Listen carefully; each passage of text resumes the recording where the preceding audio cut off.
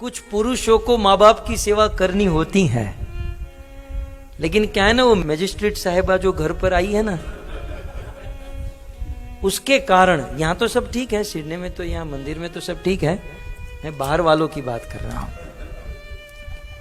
कि जो घर पर पत्नी है और स्त्री की आसक्ति में बंदा इतना फंसता है, इतना फंसता है, और वो कहता भी है I am fall in love,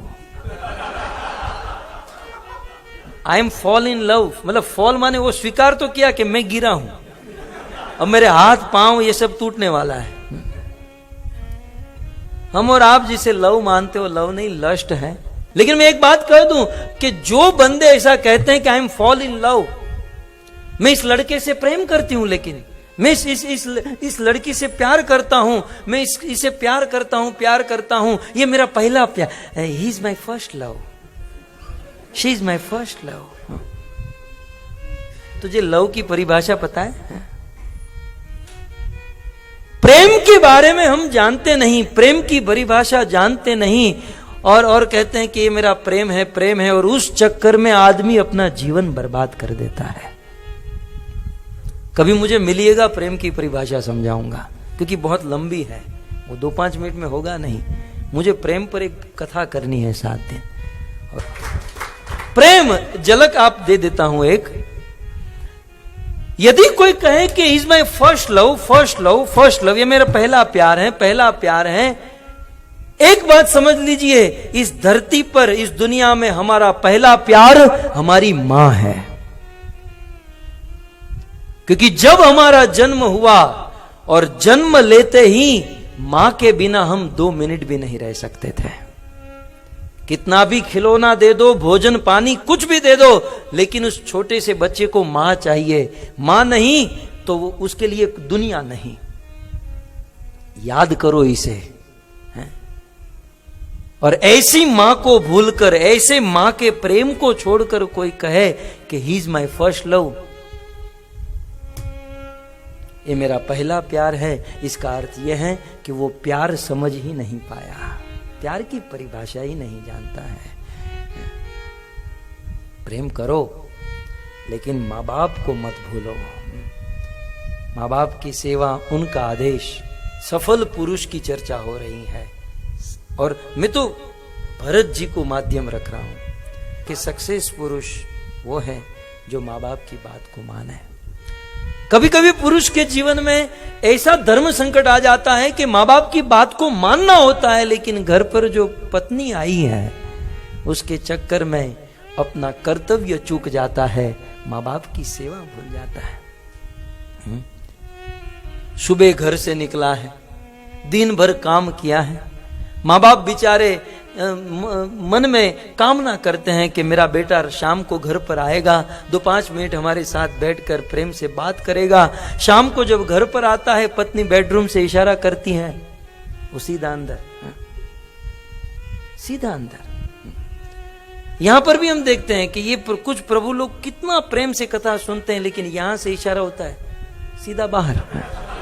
अभी गए ना कोई, अभी ऐसा हुआ, ऐसा लगता है किसी ने रिमोट कंट्रोल का स्विच दबाया, वो खड़ा होकर बाहर।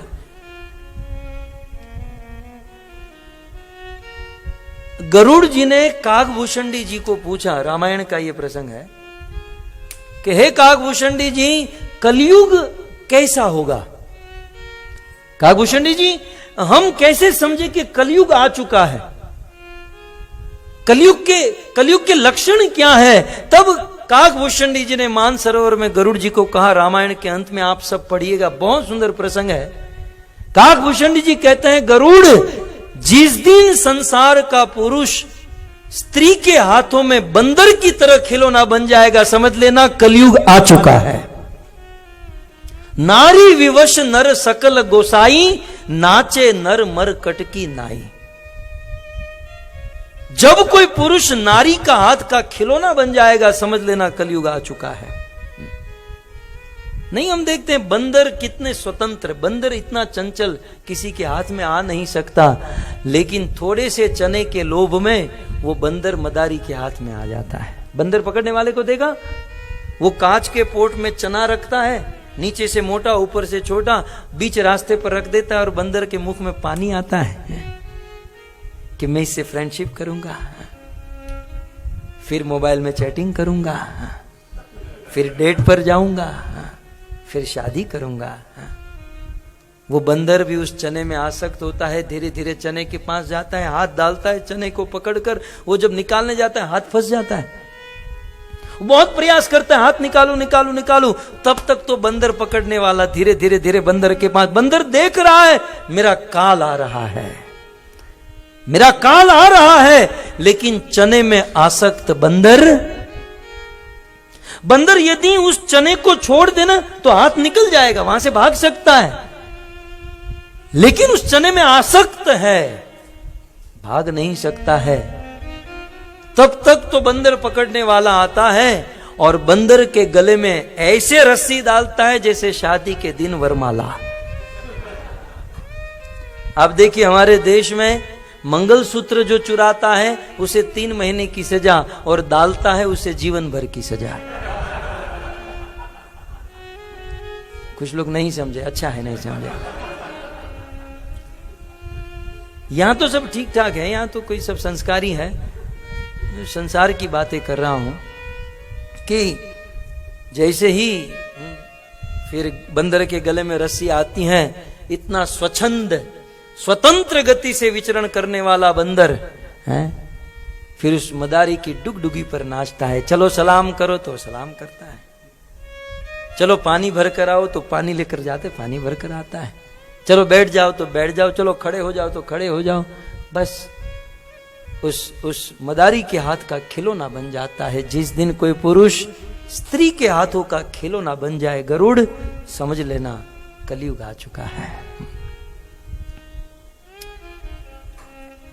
और हम देखते हैं वहां पर काकभूषण जी ने कहा,